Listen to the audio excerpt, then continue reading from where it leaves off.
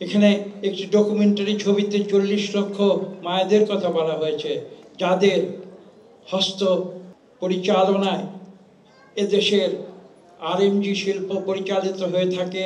যে পোশাক তারা তৈরি করেন, সেই পোশাক শুধু বাংলাদেশের পুরুষ এবং নারীর পোশাক নয়, সারা বিশ্বে সেই পোশাক তারা ছড়িয়ে দিয়েছেন। কিন্তু পাশাপাশি আমি এইটুকু বলতে চাই যে এদেশে প্রধানমন্ত্রী নারীরা হয়েছেন, এদেশে বড় বড় পদে নারীরা গিয়েছেন, কিন্তু সেটা যথেষ্ট নয়।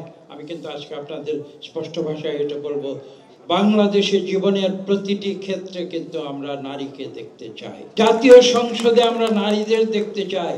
যে দেশের জনসংখ্যার 50% বেশি নারী, সেখানে নারীর সংখ্যা আমরা রিজার্ভ সিটে 50 জনকে দেব, এটা তো কোনো যুক্তির কথা হতে পারে। কাজে আগামীতে যে নির্বাচন আসছে, সেই নির্বাচনে ইনশাআল্লাহ আমরা মায়েদের প্রতিনিধি দেখব, যারা শুধু এই দেশের সুসন্তানদের গড়ে তুলবেন না, তারা এই দেশকে গড়ে তুলবেন।